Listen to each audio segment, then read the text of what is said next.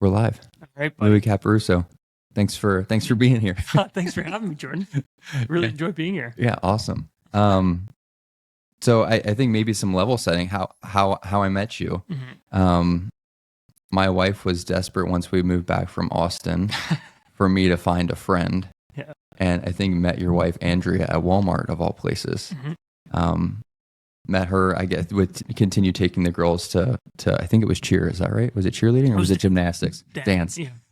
It's one of those things. Like there's all those things. And I guess really liked her. And every time she'd come home, she'd be like, "You have to meet this guy. His name's Louie."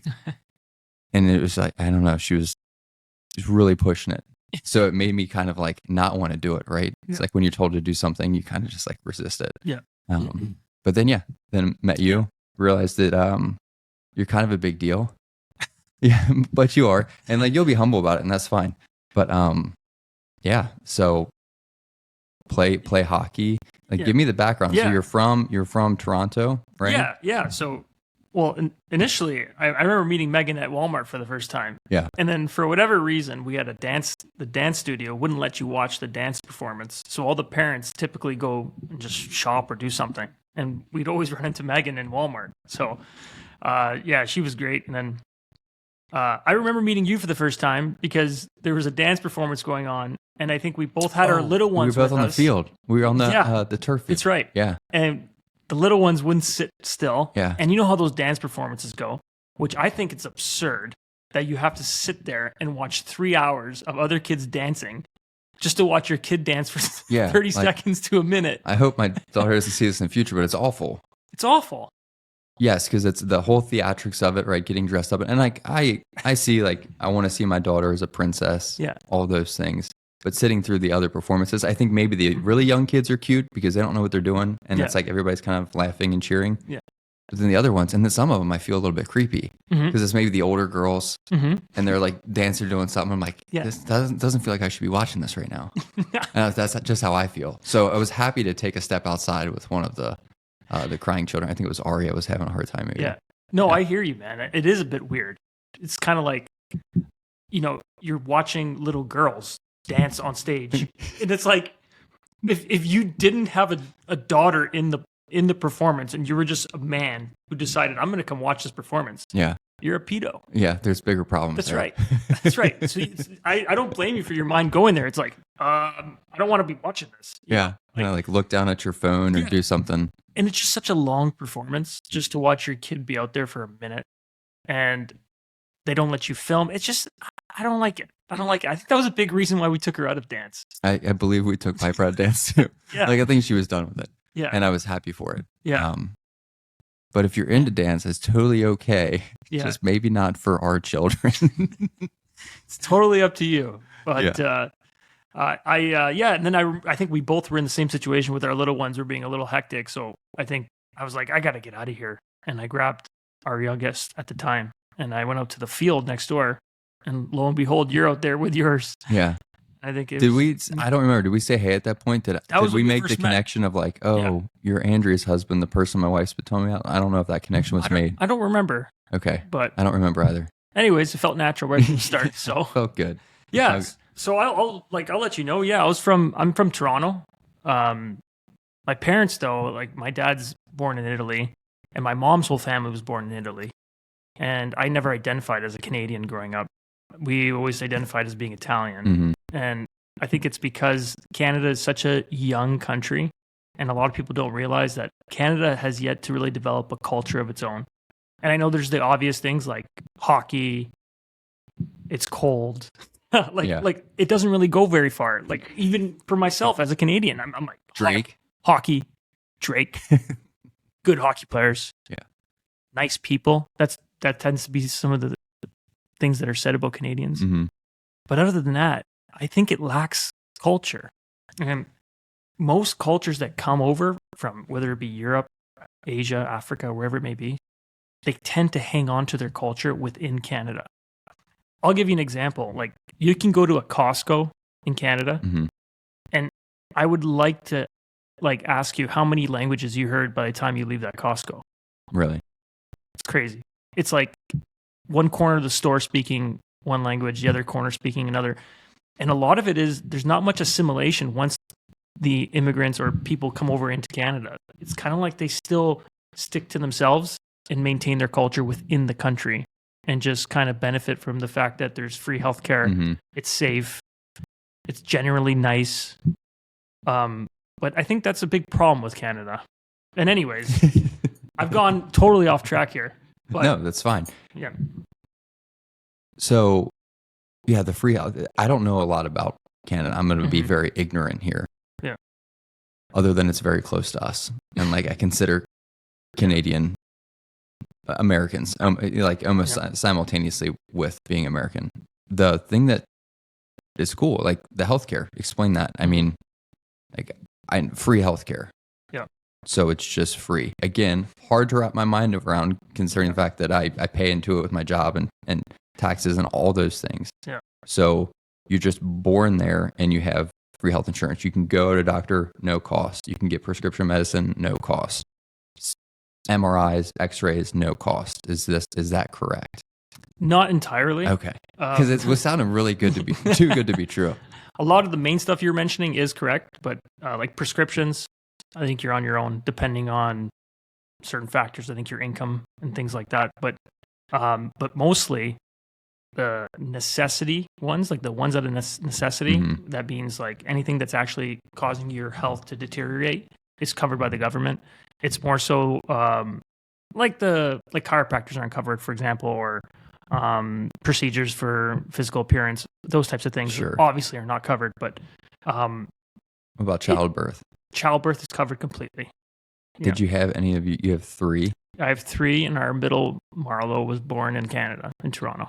So yeah, $3. That's great. Yeah, but the thing is, and what a lot of people don't get is that free healthcare is not the way.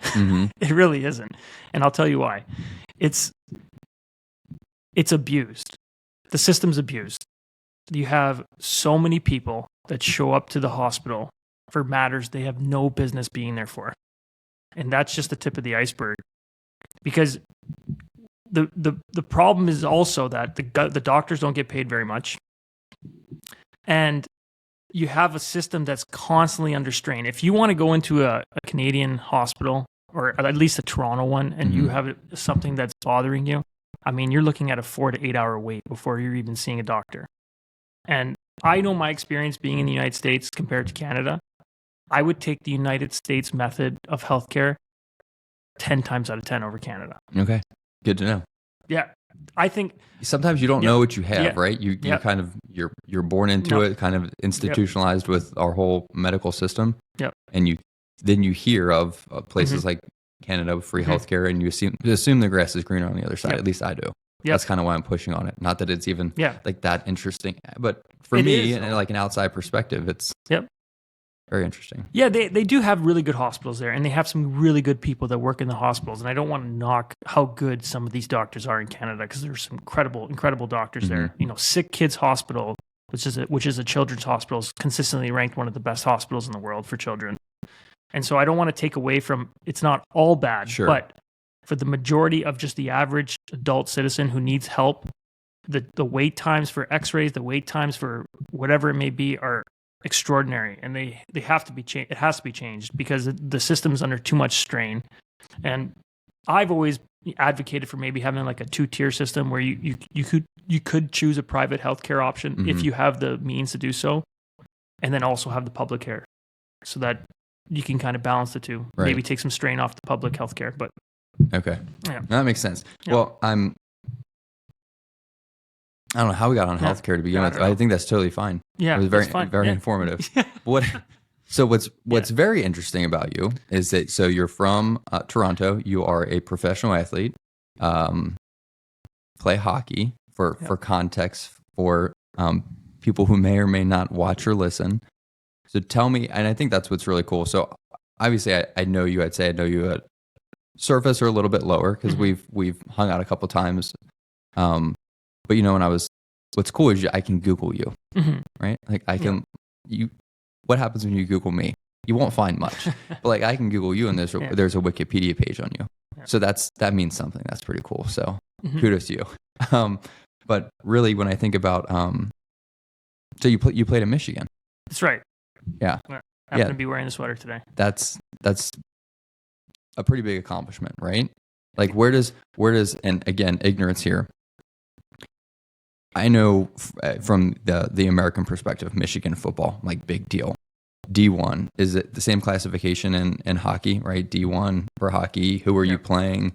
Yeah, you can see Michigan football and its pedigree in its field, and compare that to Michigan hockey, and it's almost parallel. Okay. Like Michigan hockey is the cream of the crop. I mean, if you can play at Michigan, it's like if you get a scholarship to Michigan hockey, it's very similar to you got a scholarship to the Michigan football. Okay. Like that's the degree in which they're at. And again, I know I'm making myself seem super ignorant here, but I just don't know much about hockey other than like coming to see you play, knowing some teams, etc. Definitely a blind spot of mine. So I'm sure somebody who may be listening or watching will just think I'm a complete bimbo, but I'm using this for me as well for education. So you played 4 years at Michigan, and I have some stats here. So as a freshman, you scored 21 points, including 12 goals in 33 games. Mm-hmm. Is it the Hobie Baker? Hobie Baker? Baker. Yep. So tell me about this, because this was you were up for nomination for this. It seemed like a very big deal. Again, not knowing much in the space. Like, tell me what that means in the hockey community to be nominated for that. Yeah, I mean, it's an honor, first of all, to have been nominated for it. It is basically the comparable to the Heisman Trophy winner for okay. So it's a big deal. Yeah, for all the Americans out there. So it's pretty much most valuable player of the season. If you could pick any player on any team in college hockey, who would you have? And that's pretty much what the media and I think some coaches get together and decide on who that player is. And I was fortunate enough to be nominated as a top 10 finalist for that trophy in my sophomore year. Had a great breakout season, and yeah, that was an incredible experience for sure. Yeah. Some other things here, the CCHA, and AHCA first team.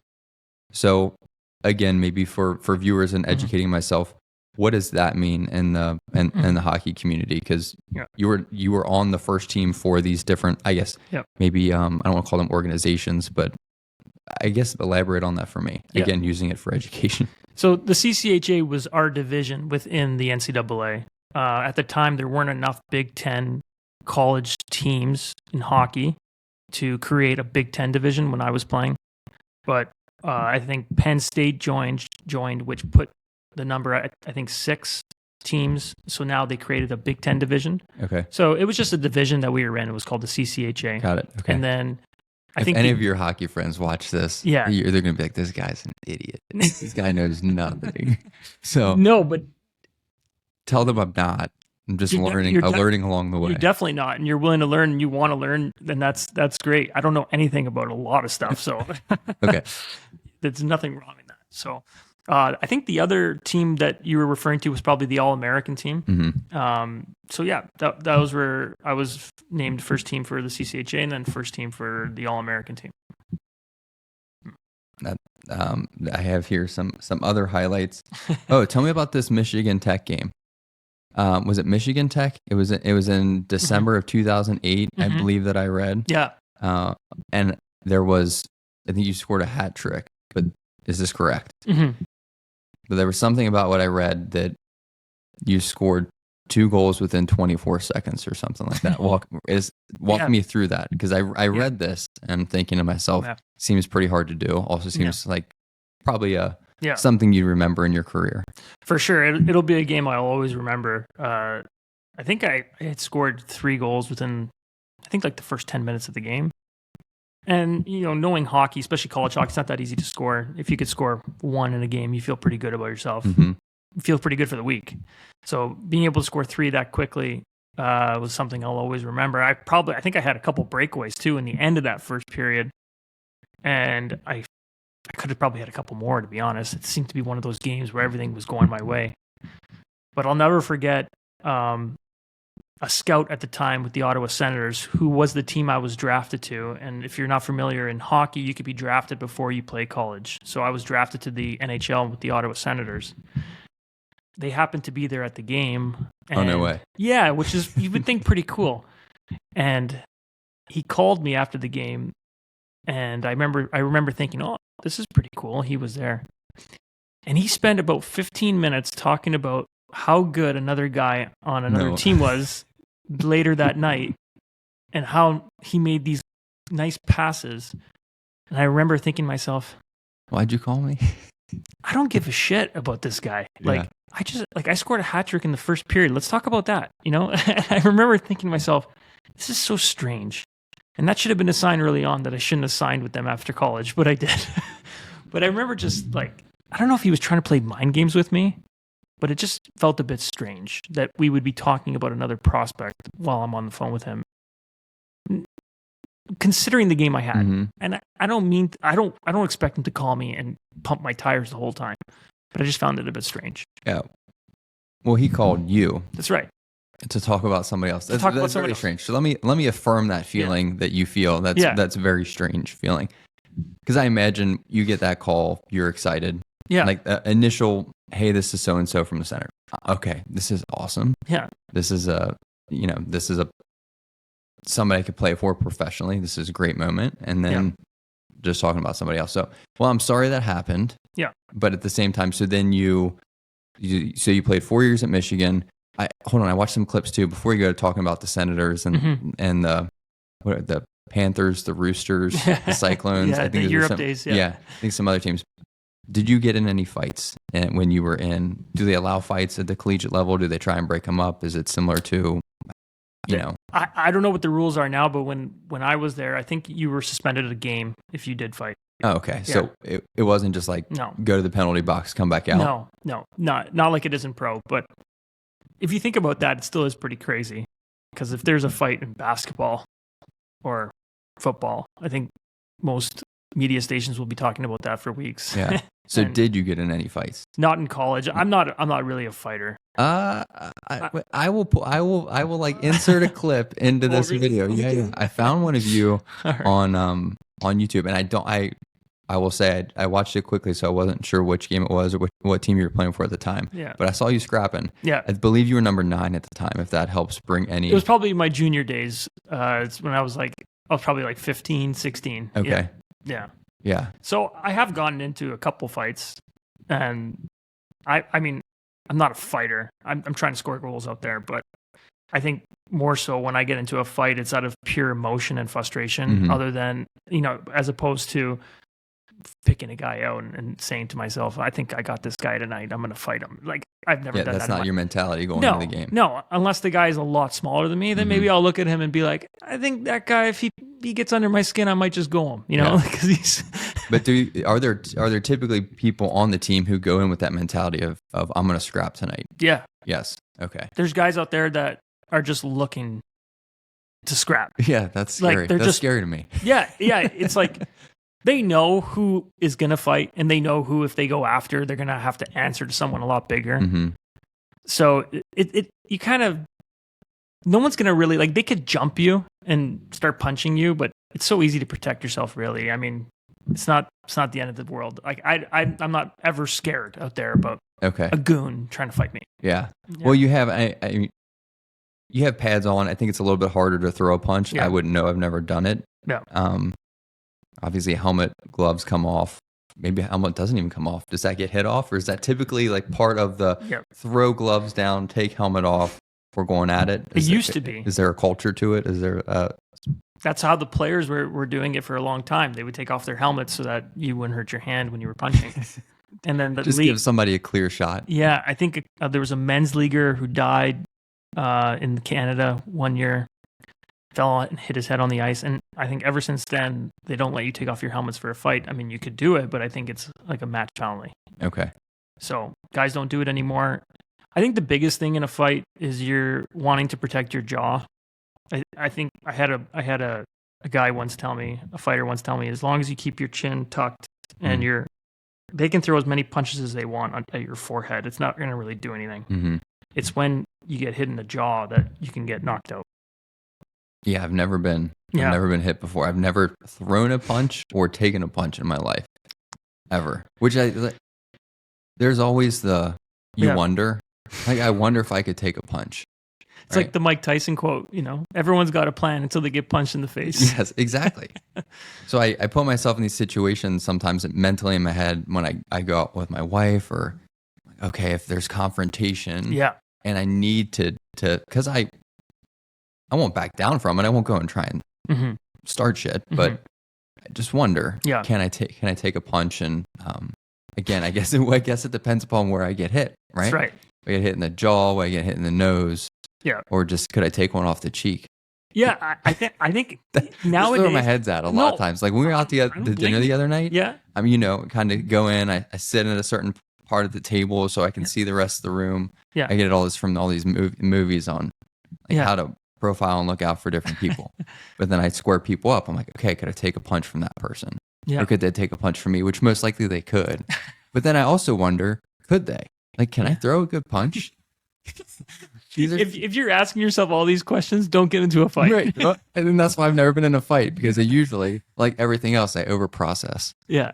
So they have some funny memes about that, where the girl and her boyfriend are out for a lunch or whatever, and the girl's just like eating her lunch, and then the guy's mind is like, "Where's the exit door? Who's that guy? What does he want?" Yeah.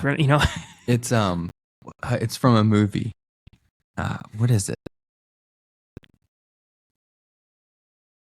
What movie is shoot, I don't know the actor's name. But he's got that deep voice, and he calls somebody on the phone. He's like, "I know where you live, or I'm coming for you." Oh, it's Taken? Taken. Yeah, thank you. Yeah. I don't know why I was but Liam Neeson. Yes. Neeson, right? Yes. Yeah, Liam Neeson. So that's where I'm getting that is. Yeah. I feel like that movie drove me to be very vigilant in things, and I don't know, I just feel a certain way when I go out. But again, to your point, I'm assessing myself here as we have the conversation, and I probably shouldn't get in any fights or have you there with me. No, it's like even the couple fights I've been in hockey, like I think I would say a couple of them I was outmatched, and the guy was a lot stronger than me, and immediately I knew I made a mistake. But you have the adrenaline going, and you're not able to feel as much. But I've just from playing around, scrapping with guys who can fight in practice after practice, I've realized that my best chance in any situation is to just avoid it as best I can. I think the biggest problem that people run into is thinking that maybe they can fight. Like, if someone's willing to fight you, that's a red flag. It's already a red flag, because someone who's confident to say, "I'm ready to throw down because you pissed me off," that's a red flag. Because either A, he's a whack job, he's nuts, or B, he knows what he's doing. So it's like, I don't want to fight either one of those guys, a guy who knows what he's doing or a guy who's nuts. But this is good. This is good information, because could really, from a psychological standpoint, could I play into this, right? So say I'm out and then I'm the aggressor, and then I come off a little, maybe I'm like talking to myself in the corner, or, murmuring some things. Could I come off as the aggressor psychologically, to where somebody would think, if this guy wants to fight, I probably shouldn't fight him? Could I use that the other way around? You could, but what if he so happens to be a better fighter than you? Yeah. It's like, I just think or what if he's strapped with something? You just never want to take a chance in public, especially with how many MMA guys there are out there nowadays. This is true. I'm maybe 15 years ago, this would have been a good idea. Yeah. But to your point with concealed carry, open carry, all these things now, it's just, they should have to wear a badge or something if you know how to fight. If you get to a certain level. Yeah. Because I miss the old days. It looks like you see these old movies where guys are like, "Come on, I've had enough of you. You're talking to my girl." You go outside, and it just looks like an old classic old fist fight. It does. But nowadays, if you want to fight someone, you don't know who you're fighting. This is true. Like within 2 seconds, you could be on your ass from a roundhouse and an armbar.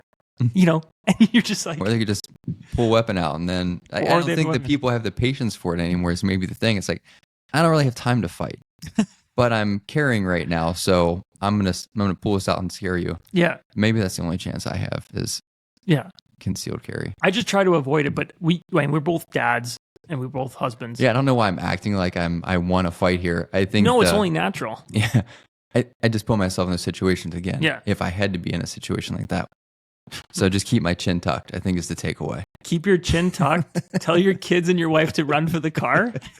And that's about it. Yeah. Please call 911, honey. Yeah. Call 911 and then get into the fight. Yeah. Perfect. Got it. Or I'll call you. Yeah. So Michigan Senators, there were some other things that I was reading too. You played in Italy, is that correct? Yep. And again, you'll have to help me with some of the teams here, but the Roosters, the Panthers, these are some other clubs. Yep. Where were those located? Were those in Germany mainly? When I went over to Europe, I Okay. played on 2 different teams in Germany. I played in Sweden for 3 or 4 months, and I played in Italy for a couple months. Okay. And they were all just great experiences. It changed me forever, having played in Europe and seeing different cultures, learning from different cultures. And I think that's the biggest learning experience I had, was just like seeing the way a German carries themselves, seeing the way they interact, Mm-hmm. seeing their temperaments. Every culture is different. Seeing the way what they consider polite, the degree of like politeness in different areas, and how self-aware different cultures are, because it really is different from each place. Mm-hmm. And I think the biggest thing you can do for a mental standpoint and for an educational standpoint is to immerse yourself in different cultures, because you start to learn these little nuances, and you start to learn why people do what they do and why they may react the way they Mm-hmm. react, because we all come from our little microcultures that stem all the way down to our families. But on a country level, everyone is in this society culture Mm-hmm. where there's an expectation that everyone expects from one another.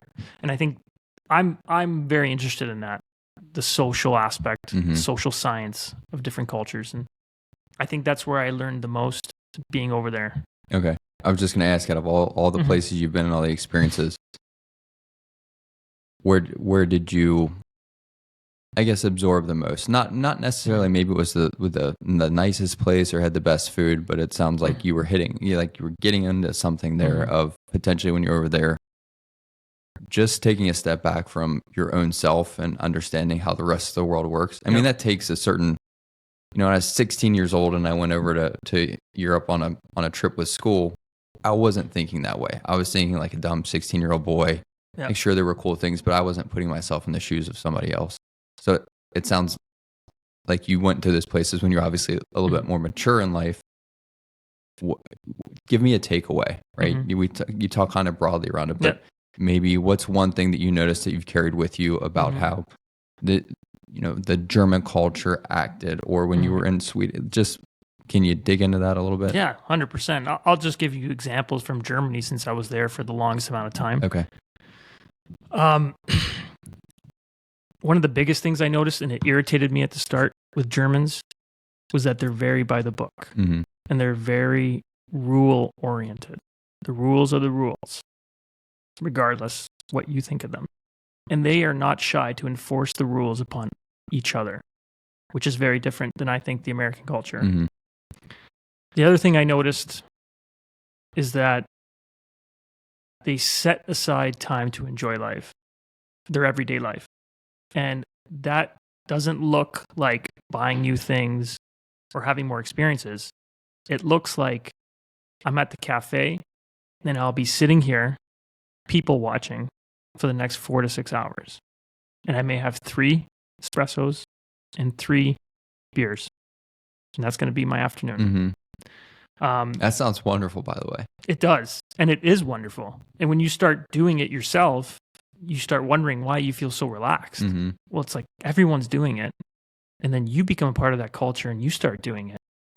And then you start finding yourself saying what you hear a lot of people say when they're done living in Europe. I want to go back to Europe. Mm. Oh, I was so at peace there. I was just so calm. I just, I didn't feel, as opposed to, if I can just contrast that with the American culture, I feel when I'm in the United States, my ambitions go up as well as my want for things. Mm-hmm. My material needs seem to go up when I'm in the United States.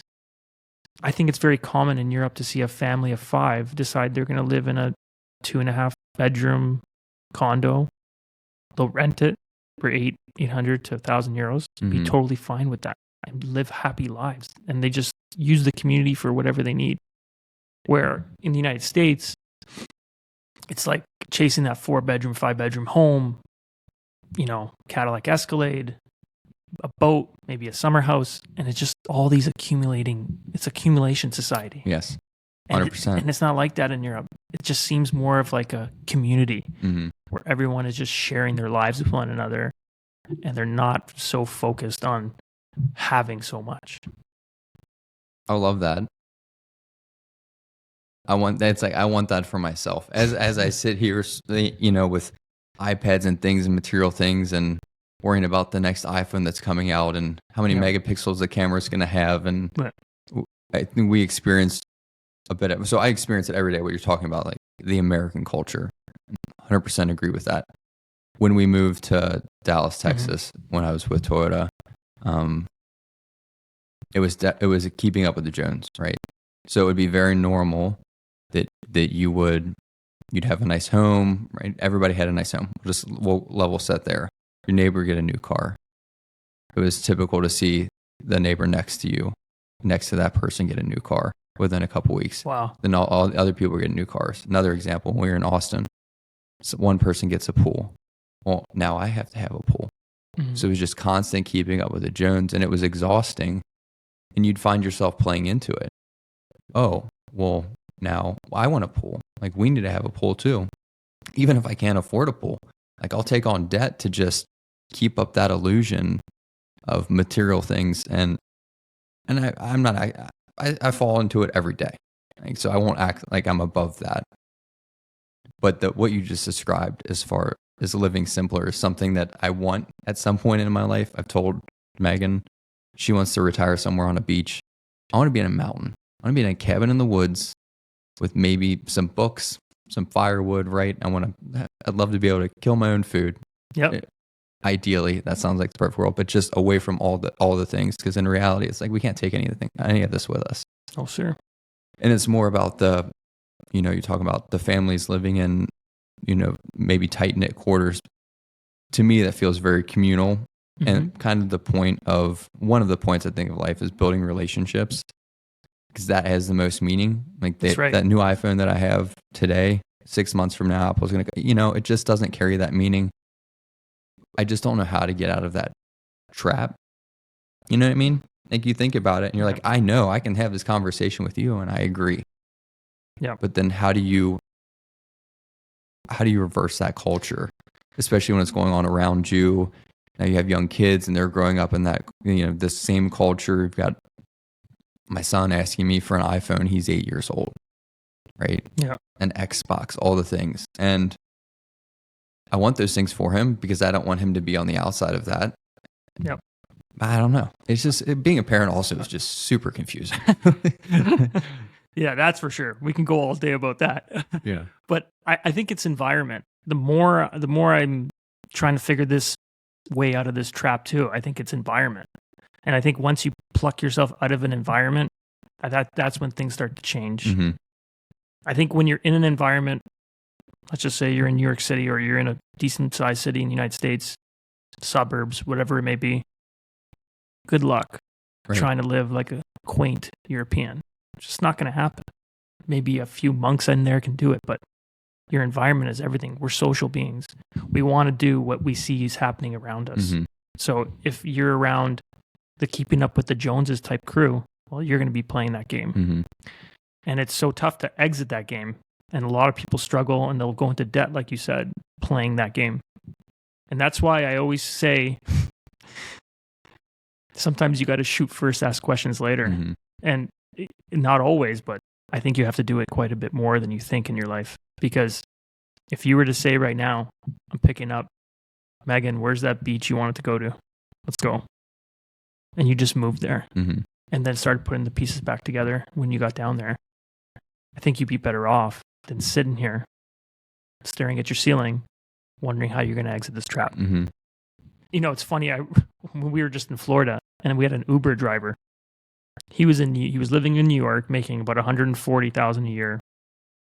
And he said he was barely squeaking by because it's New York City. Yeah. And that's not that very much money in New York City. Which is crazy. Because it's quite a bit of money. Yeah, I don't know how that would have spent in Canada. Yeah. But I think that's in the Midwest. That's a decent amount of money, right? You would think, right? But not in New York City. One day I said, so how did you end up in Florida? He said, he had like a Spanish accent. He says, one day I rolled over to my wife and I said, we got to go. And she said, what? He's like, we go to Florida. He's like, I'm done with this. It's not happening anymore. And she's like, okay.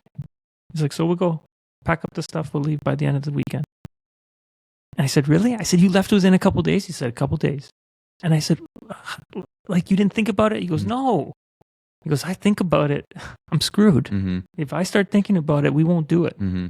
He's like, that morning, I went to Home Depot. I bought boxes. We started boxing everything up. I rented a storage unit. I put everything in the storage unit. I threw the landlord my keys. And then I got in the van the next day. He said, we started driving. It's like, we figured it all out after. He said, we rented a hotel for the first 3 months. Mm-hmm. I love that. Also want that. It takes balls, though. 100%. Yeah. When you insert kids, it then becomes very complicated. A really good documentary. I can't seem to find it anywhere. It's a movie. It's called Surfwise. Okay. If you could find it, watch it. What's the premise? The premise is it's this doctor who he ends up having 9 children and living on the beach in California, homeschooling them and living out of an RV, not a big RV, a small RV. And the whole premise of the documentary is his reluctance to join the social norms and join the Keeping Up with the Joneses and join the game of money. I think his great aunt dies at one point in the documentary and he's awarded $100,000 and they say, okay, how do we send this to you? Where's your bank account? He says, I don't want it. This guy's got 9 kids. They're living out of a trailer on the beach in California. He says, I don't want it.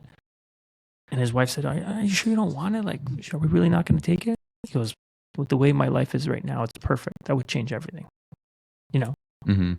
It sounds so paradoxical to someone living in this society right now. And he would play little games with his kids. He would say, okay, guys, we're down to our last dime. It's right here. It's our last dime. What are we going to do about it? And he just never gave them a sense of abundance when it comes to money and all those superficial things. But he gave them a life full of nature with the beach, freedom. He refused to send them to school. And this was a doctor who was making a ton of money. He was a Jewish man. I think he was initially from Israel. And that documentary is worth a watch for any dad out there. And what's that called again? Remind me? Surfwise. Surfwise. Okay. And now they have a school. I forget the name of the family, but now they have a school in Hawaii, I believe. Yeah, and Megan joked with me the other day about she sent me something on TikTok. It was a clip of something, but it was just about getting away. I don't know. I was having a moment. I was having a day, and she's like, and she's all for that. That's so cool. Yeah, it's nice to have a partner who's, if we were both playing it close to the chest, we'd just be paralyzed and not do anything. That's I think right. The reason we've moved around like we had is because I want to do those things too. I would say I'm a little bit more cautious and practical on, the cost of living, the kids, school, their friends, grandparents, all the things. But she's one of 7. So I do feel like there was more like freedom in her household, just like the ebbs and flows of kids coming and going and people going in and out. Yeah. And I think her parents maybe got used to that coming and going and were supportive of that. And not that my parents aren't. It just, I grew up, I was one of 2. It was very, my parents knew what I was doing all the time. Yeah. I knew what they were doing. It was very regimented. And so, yeah, when I joke with Megan about her, she jokes with me. She's like, the other day, she's like, let's go. She's like, I'll homeschool the kids. She says to me, I'll homeschool the kids. Now that's psycho. Yeah, I agree. That's tough. That's tough, man. I'll homeschool the kids. Yeah. We can go out, explore. Like our kids can be outside in nature. Yeah. And like it sounds great. But again, it's the fear of, okay, well, we've now set ourselves up here. We have family here. The kids is the big thing.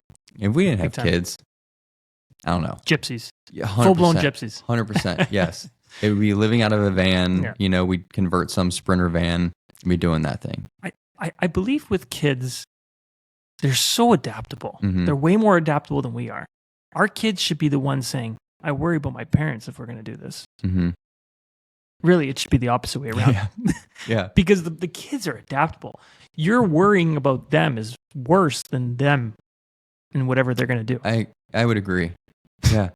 Because, like, imagine a kid that's able to have all these experiences as opposed to, see, I think there's positives to both situations. If you were to stay in one spot, same school, 12 years, same friends, same community, same subway, whatever. Mm-hmm. There's some positives to that. You get to know people, you get to build deeper relationships, but there's also some negatives. I always found I learned the most when I switched the hockey team. I learned more personalities. I'd learn more team environments, learn more from different coaches, or even switch a high school, switch a elementary school. I don't think it's a bad thing. Sure. Especially with how adaptable kids are. Mm-hmm. If anything, it's the time to show them as much as you can. Yeah. And I always have this to talk with my wife about, are we going to stay in one spot? Mm-hmm. Yeah, I mean, that's my next question. From grade 1 to grade 12. Yeah. Is that the best play? And ultimately, there is no best play. Yeah. I mean, we're all being shaped every day by our choices, and there's no telling what's right and what's wrong. Which also tells me, then why give a shit? Mm-hmm. Make the choice that feels the best for your heart, and then if you screwed up, you screwed up. I think we're in this culture where we're so scared to screw up. We think that, for example, if you were to make the choice that you wanted to go live in the cabin with your family, okay, it doesn't work. Start over again. Mm-hmm. They're trying to give jobs away right now. Mm-hmm. They can't. There's a labor shortage. I think you'd be fine. And I also think we don't need to live on such expensive life. We don't need to live on expensive things. You know, my dad's funny. I don't know if he coined the term, but I think we had this like pretty bad car. It was a shit box.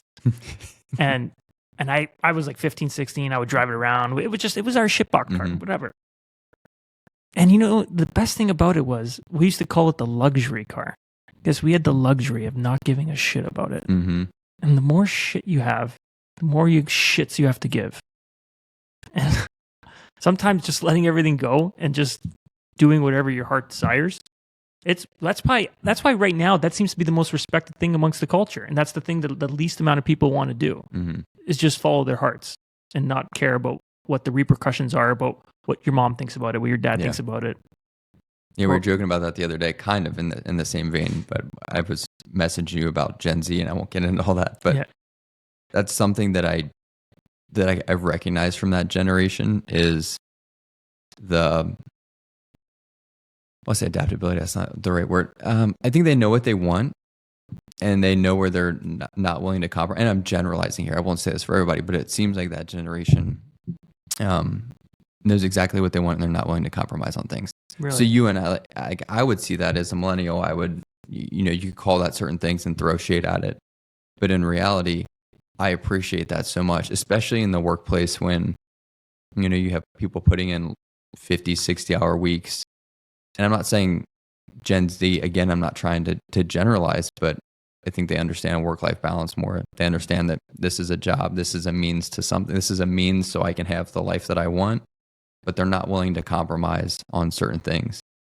And I'm actually, and again, I said this yesterday in text, I'm excited for the younger generations to move in the workforce because that's what I want for myself. A job for me is just a job to pay for the experiences or to do the things. And, some of the older generations, I feel like the grinders, the people, you got to put in the time, 60, 70 hours a week, you got to hustle and do all the things. Just like not the life I want. Mm-hmm. It's not. Yeah. I have a finite time on this earth. And at the end of the day, and I'm dead and my kids are left, are they going to remember me as Dad, the marketer who did the cool thing, or are they going to remember me as the guy who took them to soccer practice or took them to practice or was home every night at dinner with them or was playing with, not traveling all the time. So I constantly have to remind myself that because you get sucked back in at work. You're like, I need to be on the grind. I need the promotion. I need the money, the things. And then there's other sobering moments where you're like, nah, I don't care. I'm gonna leave and I'm gonna take my kid to soccer practice. That's right. And I'll do this another time. Yeah. So no, I totally hear you, man. Yeah. I totally hear you. I do think that you see that changing with the different generations coming in. Mm-hmm. For sure. I'm excited. Oh, what else to talk about? So, immigration, like, or just like, I shouldn't say that's not immigration. I don't know if I want to go there. I literally have notes on my iPad. I'm like, what are things that I want to talk about? And I have the word immigration, but it's not really even about immigration. What it's about is what are you enjoying about the States? You know, I don't know differences from Canada to here. So what are things that you like? Oh, let's talk about food. You're a big foodie, right? Yeah. Is there something here that we do very well in regards to food? I'm thinking selfishly barbecue. I don't know if you give a hoot about barbecue. But again, I'm like, immigration. Let's talk about food. But so yes, I guess that my question for you is, what's something that you've enjoyed, and that if you were to go back to Canada tomorrow, or you were to leave the States tomorrow, what's something that you love about the U.S. from the cultural standpoint? We'll take that as one, and then two, I'm curious from the food perspective, and we're going to dive into that in a second. What's something that you would miss from a cuisine standpoint? From a cuisine standpoint? Cuisine. To be honest, Toronto is one of the best cities in the world for cuisine. Really? Yeah. I was hoping that you did. Yeah. I'm sorry. I know this is going against the theme here, but Toronto's got some of the best places to eat in the world, I think. Okay. And it comes from that immigration that I was speaking about how the assimilation's not quite there. There's not a general culture in Canada. It's more like everyone brings their cultures and you get to experience them. And that's one big positive about a city like Toronto. Toronto has, do they have barbecue? They got great barbecue. Really? Yeah, they got great barbecue. We can't have anything? I mean, there's plenty more than the United States has. Skyline chili? You can drive to a beach and not cross a border. Interesting. That's nice. Yeah. Can't do that in Canada. Yeah, that's true. When COVID hit, it woke me up, and I woke up a lot of people. I couldn't travel to the United States. Mm-hmm. And the thought of me not being able to travel to the United States made me claustrophobic. Mm-hmm. I said, no, I need to get there. And that's when my heart was telling me, oh my God, that's your home. Like, the United States is your home. Mm-hmm. We did find out that we could fly to the United States, but couldn't drive. Really? So we ended up flying to Florida. Does that make any sense? It makes no sense. Just like the whole COVID thing made no sense. Right. Yeah. And so we stayed 6 months in Florida. And we just loved every minute of it. And I always said that Canada, I think at a couple moments there, they were thinking of buying the Cayman Islands, I believe it was, or another island. And I think about all the money that's wasted on stupid shit from the government. Mm-hmm. Can't one guy just stand up and be like, you know, us Canadians, we can't get any warm weather if we wanted it. Like, we have to go past the border to get to warm weather. We're rich enough. Why don't we, let's get an island. Let's get a piece of an island so that we can have all these rich people from Canada buy Canadian properties. We can collect more tax and they will be on a beach somewhere. We can have whatever it may be. Just, Canada seems to me, it's just so uninspired because it's totally in the grips of the woke culture. Mm-hmm. And it's an uninspiring place right now. And it needs to change. And I hope it does. But it's a story for another time. Okay. I would love to go deep there. I can't speak to it because I haven't been. I've never experienced that. I mean, I give you my perspective from this end, but yeah, maybe let's jump into cuisine. Okay. Just because I could go down a place. Yes. And it can get dark really quick. Yes. Yeah. I'll just keep this light. So you cook, yes? And you're Italian. That's right. So what's a fancy meal at your home look like? Because for me, Italian is. Oh, I have another question too around this. But for me, Italian is like spaghetti and meatballs, and I know that's not that could be a version of good Italian food. But if you're making something at home, or say your family's coming over and you're cooking like a really good cuisine, what's it going to be? If I think it's best for me to explain what my mom would make. Okay.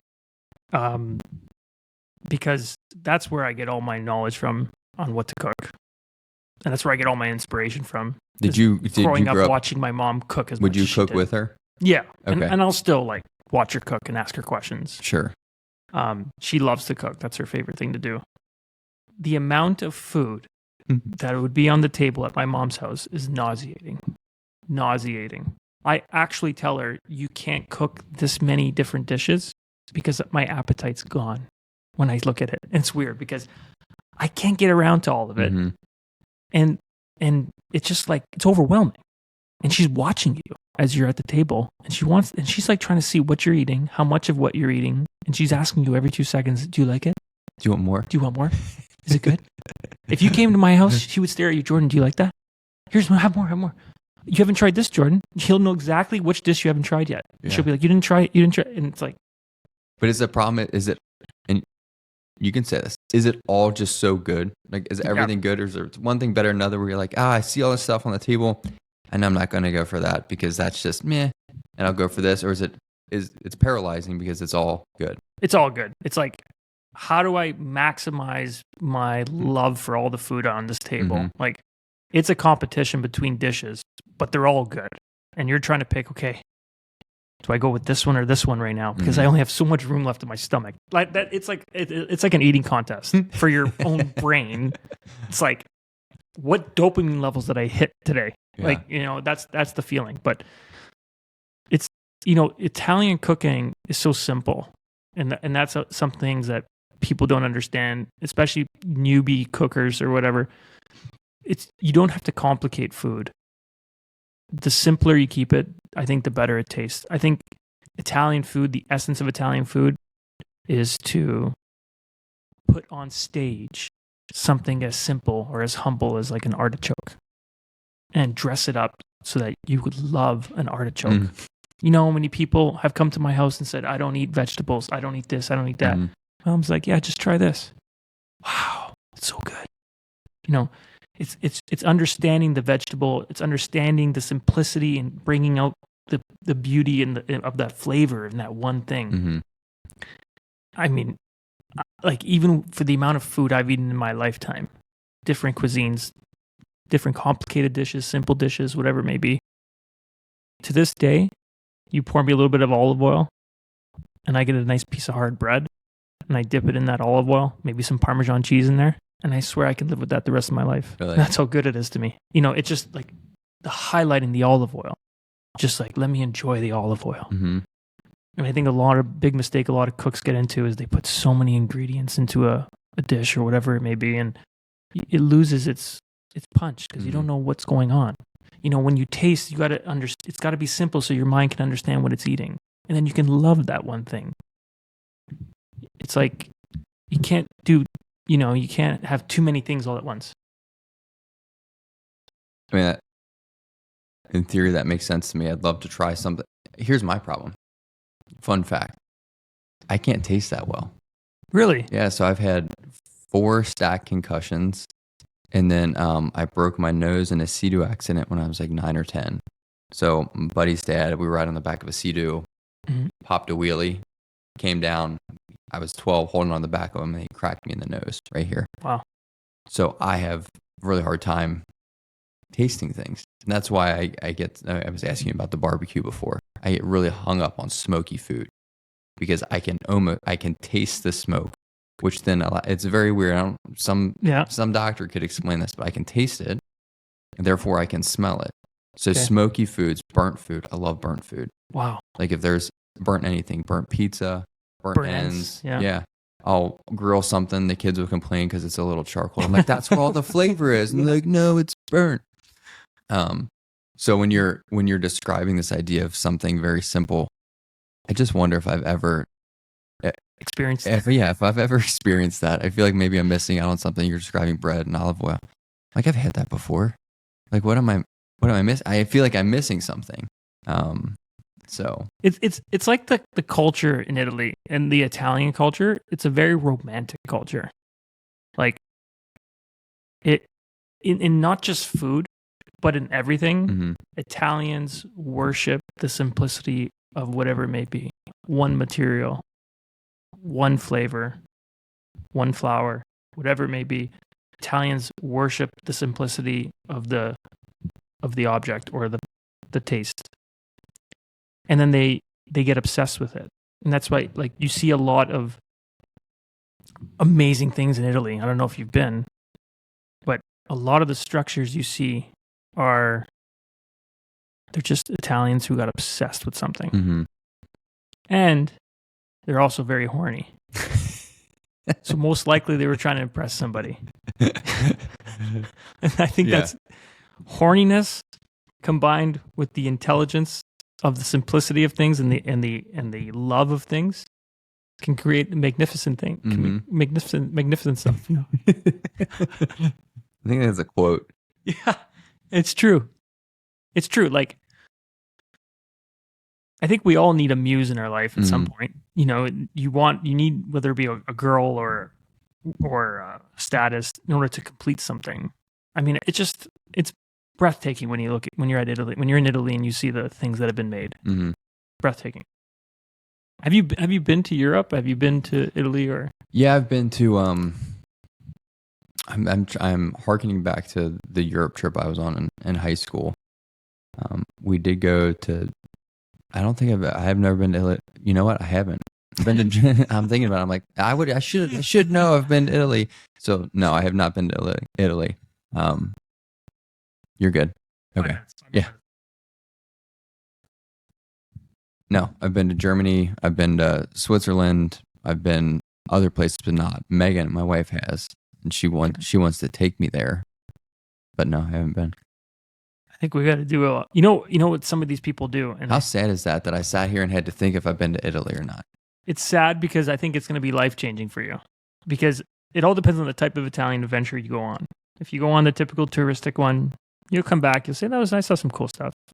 But if you get into it and actually kind of marinate in the culture and marinate in the countryside, that's a different ballgame. And I think you see a lot of these people doing these YouTube videos of they're just traveling. They book appointments with different farms who make homemade mozzarella, or they make homemade prosciutto, salami. See how you're even right? Using the accent on those things. It makes it sound very nice. Yeah, I'm like cheddar cheese. Yeah. Provolone or Swiss. Does that sound sexy to you? Yes, macaroni. Yeah, you go there and just like, I think that's a good gig. You get to go try all this food. You get to sit in the countryside, and I think like a lot of these farms, a lot of these producers, a lot of these restaurants that you try to contact them, and then you see what they're all about. And you get to taste their food. All they care about is you're giving them some publicity. And at the same time, you're basically getting paid to enjoy the love of Italy. Yeah. I think that's the gig for me. One of the gigs for me, of many. Yeah, we'll have to make that happen. Maybe this can take off, monetize. We just, go travel the country somewhere. Yeah. Shoot videos. Yeah. Maybe take this as a road show. It just turns into a talking head thing, and we just take this on the road. Definitely do that. Really need to simplify the setup. Yeah. Yeah, it could branch into so many different ways. Yeah. Right? Like, it doesn't have to be. But yeah, we'll see how things go. Like I said, we'll shoot first, ask questions later. That's right. Yeah. Oh, I know you got to go. Have kids to pick up. Yeah. We'll do this again. Yeah, for sure, buddy. Being a first take, there might be things to look back on too, and yeah. Just let me know. Yeah, let me know what if you watch it back, what you see and everything. And what's great is I already saw the camera cut out at one point, camera one. So I'm gonna switch that here, and I'm gonna keep this. By the way, I'm gonna keep this. I'm not gonna edit this out. All right. We see while you're talking, camera one went out on me, so that wasn't towards the end. So I was just switching between here 2 and 3, just between us. I feel like the lighting's way better on you. Look, click back. See the lighting on you? Yeah. We might. And then look it on me. I look like, Osama bin Laden. Hold on. I can adjust this in post. I can. Okay, Yeah, okay. I can bump up the exposure. Okay. But now you're saying that, it's like, Like that wasn't selfish. It wasn't on purpose. You look like, and then Yeah, and I think too, what I got going for me is the door and windows behind you also hitting me with light this that's way. what it is. So we'll work on that for next time. Yeah, like I think your shot looks a lot better than my shot. Stop. Right? Stop. I mean, now 'Cause I looking think- at Yeah, because like I feel like I'm dark. You can kind of see the window in the back, and then look at. but on there it looks better. Look at it on the monitor though. It looks a lot better. Yeah. On the computer, it doesn't look as good. Well, maybe the brightness on the. I'll make it look. Yeah, no, it's just like that. Yeah, like I say, shoot first, ask questions later. Yeah. Right? Like, look. Mm-hmm. That Yeah. looks pro. That looks pro. That doesn't look as pro as that one. You know what's interesting too? The better lens is on you. Interesting. Yeah. So the glass on that camera is actually better. Look at it. Than Look the at this glass. one. Yeah. It's like $1,000 lens. Wow. It's like a $300 lens. Wow. It just goes to show that Yeah. it doesn't matter. It obviously doesn't. It obviously doesn't. All right. Awesome, man. All right, buddy. All right. Thank you, man. Thank you.